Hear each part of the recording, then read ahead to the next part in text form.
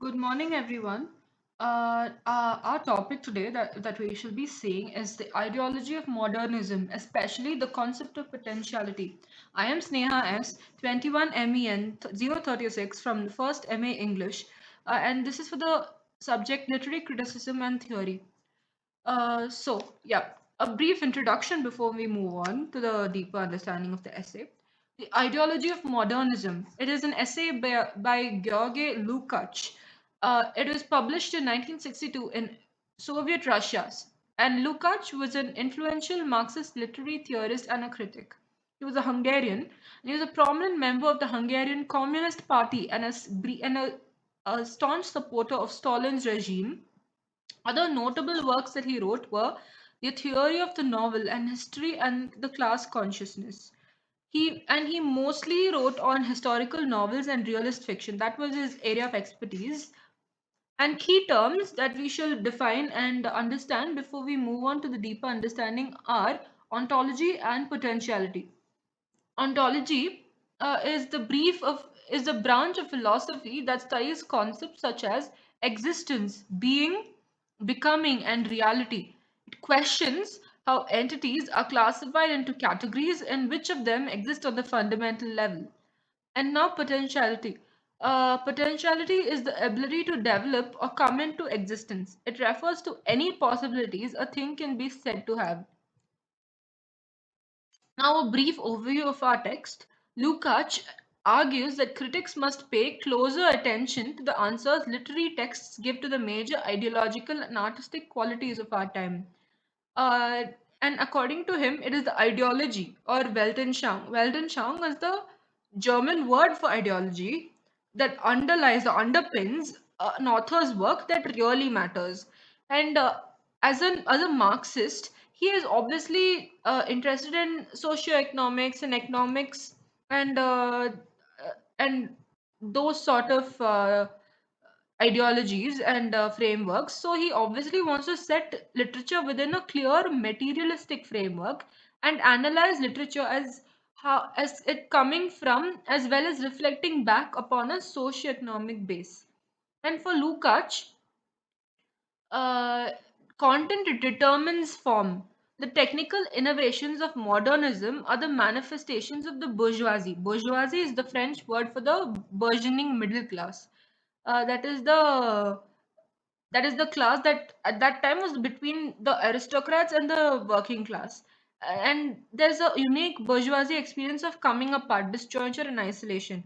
They were, as a new class, they were obviously isolated from the rest of the world, and they were all falling apart because of, especially during Stalin's regime, the bourgeoisie is very much under attack.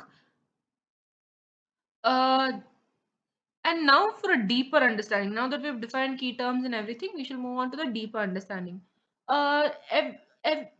This text asks some major questions, and these are: what determines the style of any given work of art? And how does the intention realized in the work determine the form?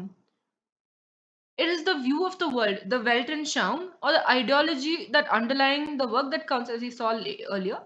And this intention to reproduce one's view of the world is the principle underlying the style of the piece. In this perspective, style ceases to be a formalistic category and becomes the specific form of the specific content. That is, content determines the form of the work.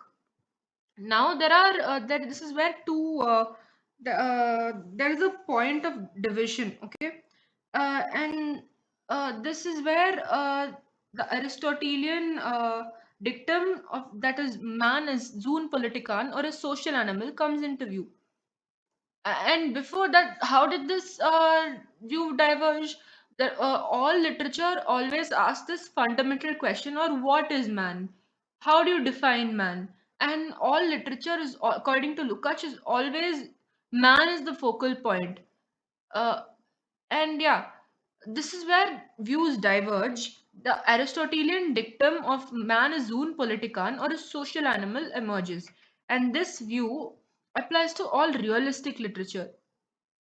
The individual existence, or as Hegel calls it, sign and sick of literary characters or the ontological being cannot be distinguished from their social and historical environment. You cannot separate a literary character from the social and socio-political, socio-economic framework in which they are created, and they're or in other words, a human's existence or a literary character's existence cannot be separated from the context, that is the socio-historical economic context in which they were created or written. For example, Anna Karenina, Tom Jones, Achilles, and Antigone. These characters would be entirely different if you put them. Say, Anna Karenina is a character that cannot exist in medieval India. Achilles cannot exist in America. Antigone cannot exist in, even they cannot exist anywhere other than the places and the time periods that they were created in. They are emblematic of the age that they were written in. Now that comes to the modernist view. For a modernist, man is a solitary creature that is not only unwilling but unable to form social relationships. Heidegger, who's a German philosopher, he describes human existence as a thrownness into being. So you can realize this thrownness into being. It's like a very sudden. You just exist suddenly. You're not eased into existence. You're like thrown into the world, and this implies man's inability to form relationships. And he also states that it is impossible to theoretically determine the origin and the goal of human existence. And therefore, in conclusion, man is an ahistorical being. That is, ahistorical means there is no historical context or explanation for his existence. Now we come to potentiality, that is the main topic of our discussion, what we are personally concerned with. So now comes Hegel. Hegel is a German philosopher. Hegelian philosophy differentiates between uh, two concepts, two concepts of potential, two kinds of potentiality: abstract and concrete or real potentiality. So concrete potentiality is it relies on both the objective, that is the factual, and subjective, as the personal conceptions of the individual.